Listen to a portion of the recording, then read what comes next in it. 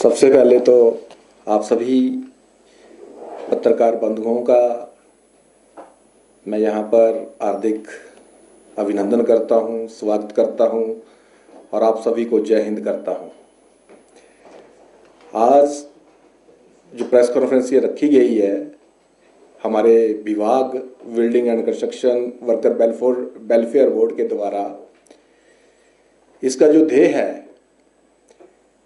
और ये किस दिशा में हमारा बोर्ड कार्य कर रहा है वो मैं आपको बताना चाहता हूँ। माननीय मुख्यमंत्री ठाकुर सुखविंदर सिंह सुक्खू जी हमेशा ये बात कहते आए हैं कि कांग्रेस का जो विकास है वो गांव के अंतिम व्यक्ति तक पहुंचना चाहिए। हमारा बोर्ड इस दिशा में कार्य कर रहा है क्योंकि हमारे पास 14 स्कीम्स हैं और 14 स्कीम्स के तहत हम अपने श्रमिकों के सामाजिक और आर्थिक उत्थान के लिए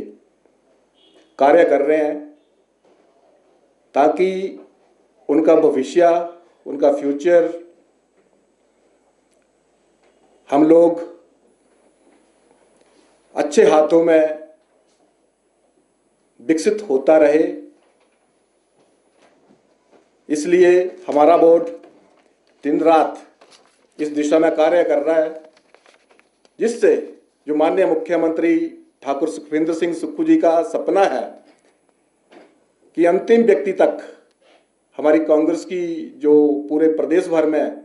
जो नीतियां और कार्यक्रम चले हैं वो धरातल पर पहुंच सकें। हम उस सोच को धरातल पर लागू कर रहे हैं और आपको आज मैं ये बताना चाहता हूं और मुझे आज खुशी भी है कि हम माननीय मुख्यमंत्री ठाकुर सुखविंदर सिंह सुक्खू जी के निर्देशों के ऊपर श्रमिकों के हितों को सुरक्षित और सुनिश्चित करते हुए 15 अगस्त के दिन हम पूरे हिमाचल प्रदेश के श्रमिकों के उचित भविष्य के लिए, उनके बच्चों के लिए, या आप ये भी कह सकते हैं कि हमारी जो विधवा बहनें हैं, एकल नारी है और दिव्यांग नारी है, जो माननीय मुख्यमंत्री जी ने कैबिनेट में पास करवाया था कि हम इन महिलाओं को घर निर्माण के लिए 3-3 लाख रुपया देंगे। और जो हमारे श्रमिकों के बच्चे हैं उनकी एजुकेशन के ऊपर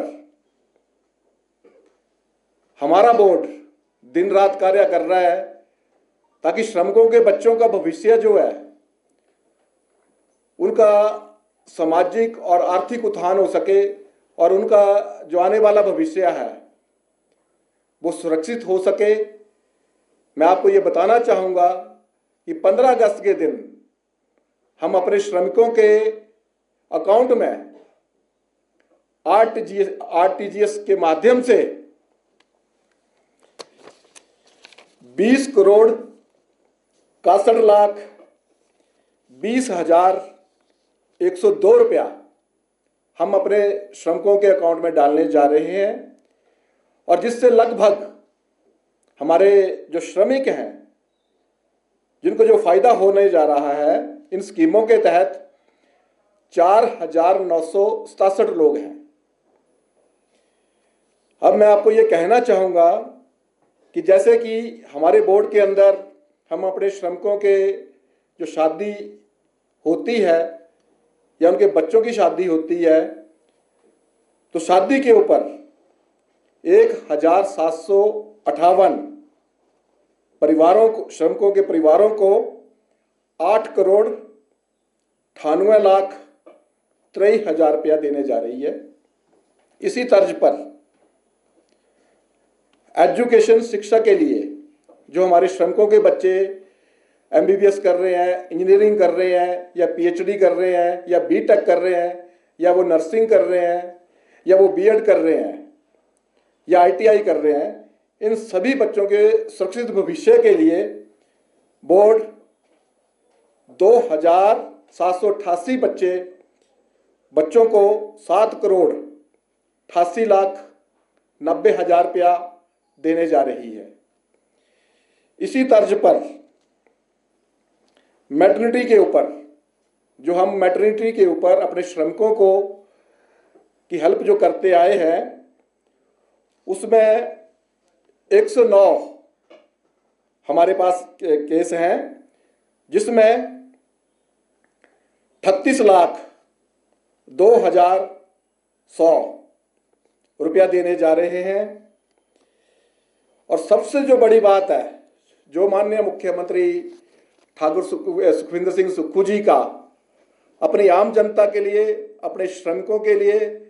और अपनी विधवा, एकल और दिव्यांग नारियों के घर निर्माण के लिए जो उनकी सोच थी कि ये जो मेरी बहनें हैं, क्योंकि हर व्यक्ति ये सोचता है कि जीवन में हम अपने घर, पक्के घर का निर्माण करें। माननीय मुख्यमंत्री जी ने इस वर्ग की और सोचा कि जिन हमारी बिड्डों बहनों का पति ना रहे तो वो घर का निर्माण कैसे करेगी। तो उनकी जो माननीय मुख्यमंत्री जी का इन महिलाओं के प्रति जो मानवता का दृष्टिकोण है, वो ये दर्शाता है कि इस बार 15 अगस्त को पूरे हिमाचल प्रदेश की हमारी ये 61 बहनें हैं, जिनको घर निर्माण के लिए किसी को पहली किस्त जा रही है, किसी को दूसरी किस्त जा रही है, किसी को तीसरी किस्त जा रही है। 61 लाख रुपया हम इन बहनों के ऊपर खर्च करने जा रहे हैं।